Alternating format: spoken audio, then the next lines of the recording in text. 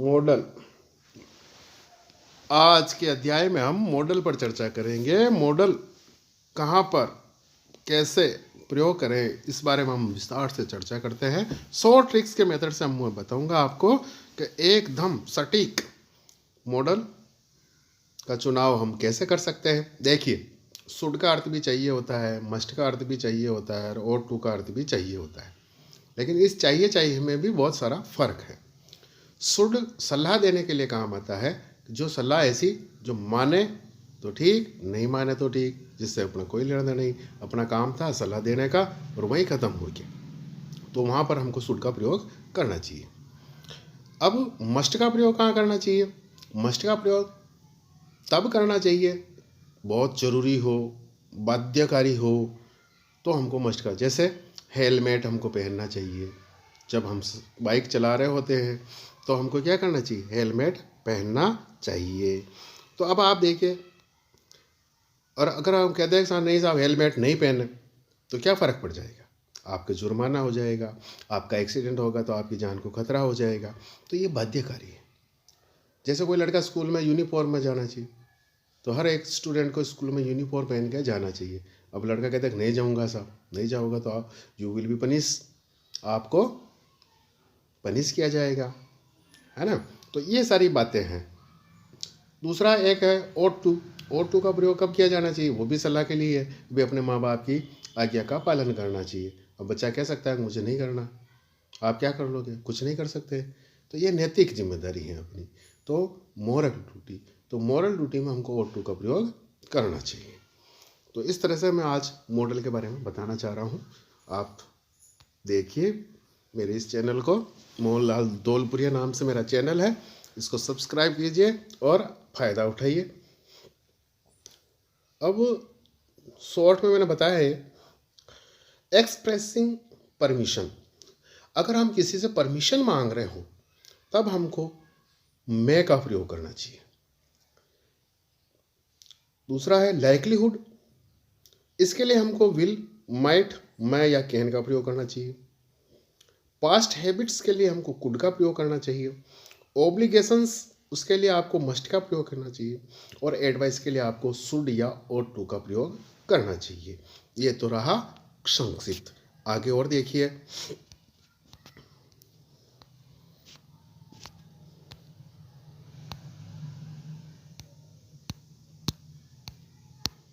देखिए मैं का प्रयोग। मैं का प्रयोग हम कब करें? मैं का प्रयोग हम कब करें? परमिशन में पॉसिबिलिटी की जब बात आए तो हमको मैं का प्रयोग करना चाहिए।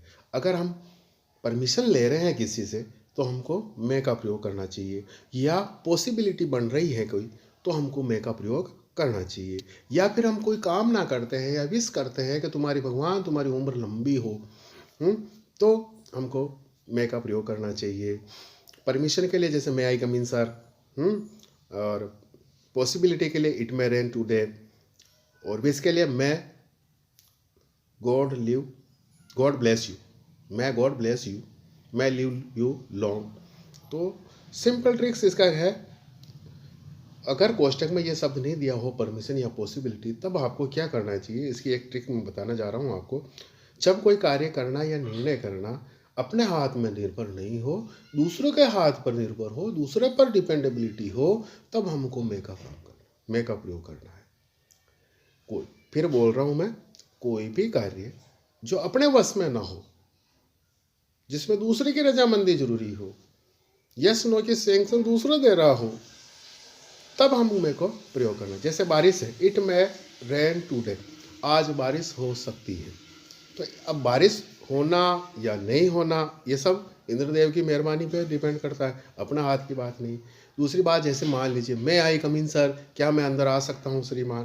तो अब अंदर आने देना या नहीं आने देना अपने हाथ में नहीं है, वो टीचर के ऊपर डिपेंड करेगा, है ना। तो इस तरह से हम मैं का प्रयोग वहाँ पर करेंगे। भगवान तुम्हारी उम्र लंबी करे, हैं, मैं God live, God bless you, तो भगवान तुम्हें खुश रखे। तो यहाँ पर हमारा हाथ में नहीं, भगवान खुश रख सकता है, उसकी मर्जी पर डिपेंड कर रहा है, इसलिए हम यहाँ पर मैं का प्रयोग कर सकते हैं। अब देखिए नेक्स्ट, जैसे हम स्वीकृति लेते हैं अब स्वीकृति मिलना या ना मिलना अपने बस में नहीं है, ये अगले व्यक्ति पर डिपेंड करता है। वह चाहे तो अपन को स्वीकृति दे और चाहे तो नहीं दे। मे आई कम इन सर, यहाँ अंदर जाने के लिए परमिशन मांगी जा रही है और परमिशन मिल भी सकती है और नहीं भी, क्योंकि परमिशन देना या न देना अगले ऊपर डिपेंड करता है। अब दूसरा देखिए पॉसिबिलिटी के आधार पर, तो there are so many clouds in the sky, there are so many clouds in the sky, it may rain today. तो यहाँ पर देखिए there are so many clouds, वहाँ पर आसमान में बहुत सारे बादल है तो बरसने की संभावना बनती है। इस सेंटेंस से अपन को ये निकलना है, तो संभावना बन रही है तो यहाँ पर पॉसिबिलिटी जागृत हो रही है। तो पॉसिबिलिटी के हिसाब से हम यहाँ पर क्या भरेंगे, इट मे रेन टुडे। जहाँ बादल छाए हैं, यहाँ बादल छाए हैं तो बारिश की संभावना बनती है। दूसरे रूप से कहें तो बारिश अपने बस का हिस्सा भी नहीं है, ये काम बादलों का है, तो अपने बस में नहीं होने से भी यहाँ पर मैं का प्रयोग हम कर सकते हैं। जैसा कि मैंने आपको बताया, जो काम अपने बस में ना हो उसके लिए हम किसका प्रयोग करेंगे, मैं का प्रयोग करेंगे, क्योंकि मैं का अर्थ क्या होता है, सकना होता है। लेकिन यहाँ पर सकना जो है दूसरों के ऊपर डिपेंड कर रहा है, अपने ऊपर डिपेंड, और जो काम अपने ऊपर डिपेंड करता है, जो अपने ही बस में है या अपने ही सामर्थ्य से बाहर है, लेकिन जिम्मेदार अपन है, जिसका जुड़ाव हमसे है, फैसला करना या नहीं करना हमारे हाथ में हो, तो वहाँ पर हम ऐसे सकने के लिए हमको क्या कैन का प्रयोग करना चाहिए। तो जैसे दुआ या आशीर्वाद देने के लिए मैं गॉड ब्लेस यू, या परमात्मा से दुआ की जा रही है, अब भगवान के हाथ में है कि वो खुश रखे या न रखे, इसलिए ये अपने बस की बात नहीं है, सो हमें यहाँ पर मैं का प्रयोग करना चाहिए। सार रूप से अगर बात करें तो सार रूप में हम ये कह सकते हैं कि मैं का प्रयोग परमिशन एंड पॉसिबिलिटी के लिए किया जाना चाहिए। शॉर्टकट मेथड जो कि मैंने बताया यह है कि जो काम अपने बस का नहीं है या यूं कहे दूसरे पर डिपेंडेबिलिटी है, दूसरे पर निर्भर है, तो वहाँ हमको मैं का प्रयोग करना चाहिए। अब कैन का प्रयोग कीजिए। कैन का प्रयोग योग्यता के लिए यानी एबिलिटी शो करने के लिए किया जाता है। दूसरे रूप में जो अपने हाथ में है उस काम के लिए हम क्या करेंगे, कैन का प्रयोग करें। जैसे मैंने बताया था आपको, मैं का प्रयोग हम वहाँ करते हैं जो काम हम नहीं कर सकते हैं, दूसरों पर निर्भरता है, जिस काम की निर्भरता हम दूसरों पर है, यस और नो की स्वीकृति दूसरों से लेनी पड़ती हो, हैं, तो उसमें हम मैं का प्रयोग करेंगे। लेकिन कैन का प्रयोग जिसकी स्वीकृति हम स्वयं जिम्मेदार है, डिपेंडेबिलिटी दूसरों पर नहीं है, उस सकने के लिए, उस कार्य को कर सकने के लिए या नहीं कर सकने के लिए हम कैन का प्रयोग करेंगे। This is count as ability of own, खुद की यह गिनी जाएगी। तो आगे देखिए अपन को योग्यता, आई कैन स्पीक इंग्लिश, मैं इंग्लिश बोल सकता हूँ, तो ये मेरी योग्यता है। आई कैन स्पीक इंग्लिश, तो मेरी योग्यता है और ये मेरा हाथ में, मैं बोल सकता हूँ। या मेरी योग्यता नहीं भी हो तो जुड़ा तो मुझसे ही है कि मैं अंग्रेजी नहीं बोल सकता हूँ, तो I can not speak English, तो ये हो जाएगा। और मैं बोल सकता हूँ तो आई कैन स्पीक इंग्लिश हो जाएगा। इस तरह से कैन का प्रयोग होगा। वी कैन रन फास्ट, हम तेजी से दौड़ सकते हैं, ये मेरे बस की बात है, इसलिए यहाँ पर हम कैन का प्रयोग करेंगे। या यूँ कहते हैं कोई बूढ़े आदमी को कहते हैं उसके तेज दौड़ने की क्षमता उसमें नहीं मौजूद नहीं, उसकी जो कैपेसिटी नहीं है, उसकी एबिलिटी नहीं है, तो वो क्या कहेगा, I can not run fast, मैं तेज़ी से नहीं दौड़ सकता, because I am an old man, क्योंकि मैं एक बूढ़ा आदमी हूँ। तो ये उसके दायरे में, ये जो कर सकना या नहीं कर सकना जो खुद के ऊपर, खुद के दायरे में है, इसलिए वहाँ पर कैन का प्रयोग किया जा रहा है। अब यहाँ पर देखिए, यहाँ स्वयं पर निर्भरता है। दूसरा यह है कि साफ साफ कहा जा रहा है कि क्षमता के बारे में, जैसे वह गरीब है तो कार नहीं खरीद सकता है, जायज़ बात है कि गरीब की क्षमता नहीं है कि वह कार खरीद सके। तो अब है शुड की बात करते हैं। शुड का प्रयोग हमें सलाह देने के लिए किया जाना चाहिए। लीजिए कॉमन नाउन है यहाँ पर, तो धनवानों को, अमीरों को चाहिए कि वह गरीबों की मदद करे। अब वो करना चाहे तो बेहतर, नहीं करना चाहे तो बेहतर, लेकिन हमारा सलाह देने का काम है कि अमीर लोगों को चाहिए कि गरीबों की मदद करें ताकि उनकी ज़िंदगी भी कुछ अच्छी हो सके। तो यहाँ पर हमने शुड का इसलिए प्रयोग किया है। यू शुड प्रे गॉड, आपको चाहिए कि भगवान की प्रार्थना करें, हो सके आपके सुधार आ जाए। अब वो प्रार्थना करे या ना करे उस पर डिपेंड करता है। He should come in time, उसको समय पर आना चाहिए। अब वो आए या ना आए उसकी मान्यता है। यहाँ सलाह दी जा रही है जिससे मानना या न मानना अगले के हाथ में है। वे चाहे तो माने और न चाहे तो न माने। अब है कुड का प्रयोग करते हैं। कुड का प्रयोग देखिए पास्ट हैबिट्स के लिए किया जाता है, यानी भूतकाल की आदतों के लिए हम कुड का प्रयोग करते हैं। जैसे मैं बचपन में बहुत तेज दौड़ सकता था, बचपन में मैं साइकिल बहुत तेज चला सकता था, मैं बचपन में सुरीला गीत गा सकता था, मैं पेड़ पर चढ़ सकता था इन माई चाइल्डहुड या मेरी जवानी में। तो बीते हुए दिनों की योग्यता के बारे में अगर बात की जाए तो हमको वहाँ पर कुड का प्रयोग करना चाहिए। I could swim very well when I was young. जब मैं जवान था तो बहुत अच्छी तरह से तैर सकता था, अब बूढ़ा हो गया हूँ इसलिए नहीं तैर सकता हूँ। तो यह भूतकाल की योग्यता दर्शाई जा रही है और भूतकाल की आदतों के लिए हमको कुड से बताई जाती हैं, इसलिए यहाँ पर कुड लगाना आवश्यक है। अब ought to का प्रयोग कैसे करते हैं?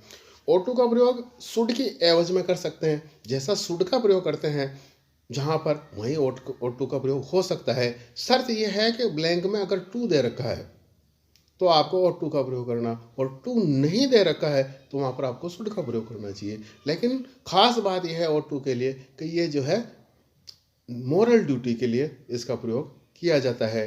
नैतिक जो दायित्व होता है उस काम को करने के लिए ought to का प्रयोग किया जाता है।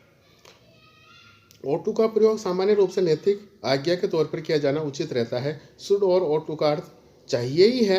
रिक्त स्थान के बाद में अगर टू लगा है तो हमें उसमें ought भरना होता है, अन्यथा उसमें शुड भरे। यही फर्क है ought to और शुड में, बाकी कोई फर्क नजर नहीं आता है। अब एग्जाम्पल देखिए, और you ought to obey your parents। आपको अपने माँ बाप की आज्ञा का पालन करना चाहिए। We ought to respect our national anthem। We ought to act preserve forests। हमें वृक्षों का बचाव करना चाहिए, जंगलों का बचाव करना चाहिए। तो ये सारे इसके ought to के उदाहरण हुए। सेल और विल का प्रयोग करें। देखिए आई और वी के साथ में हमेशा अगर सेल लगता है तो वहाँ पर वो हेल्पिंग वर्ब कहलाता है, लेकिन आई और वी के साथ में अगर विल का प्रयोग करने लग जाए तो वो मॉडल हो जाता है।